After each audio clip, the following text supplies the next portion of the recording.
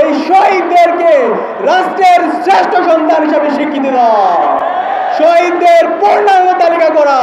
গত বছর এই জুলাই বিপ্লবে এদেশের মুক্তিকামী ছাত্র জনতা প্রত্যেকের পরিচয় ভুলে গিয়ে জালেম হাসিনার বিরুদ্ধে ঐক্যবদ্ধভাবে লড়াই করে 2000 ভাইয়ের শাহাদাতের মাধ্যমে 40,000 ভাই বোনের গাজী হওয়ার মাধ্যমে আমরা আজাদি পেয়েছি।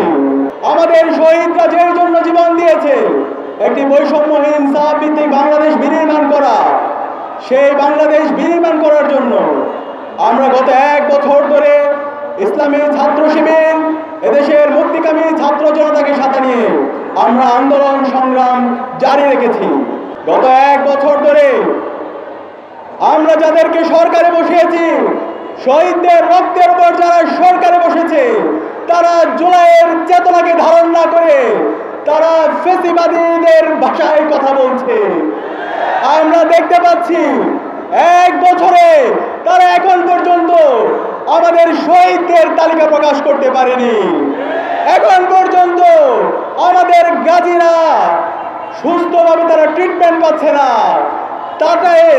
টাকার অভাবে রাস্তায় ঘুরতে হচ্ছে। আমরা আজকের সুবিশাল সমাবেশ থেকে বলতে চাই, অন্তর্বর্তীকালীন সরকারের প্রথম এবং প্রধান দায়িত্ব হচ্ছে যাদের মাধ্যমে আজকে আমরা আজাদি পেয়েছি, আমাদের এই রাষ্ট্রের শ্রেষ্ঠ সন্তান, এই শহীদদেরকে রাষ্ট্রের শ্রেষ্ঠ সন্তান হিসেবে স্বীকৃতি দেওয়া, শহীদদের পূর্ণাঙ্গ তালিকা করা এবং শহীদ পরিবারের পুনর্বাসনের ব্যবস্থা করা।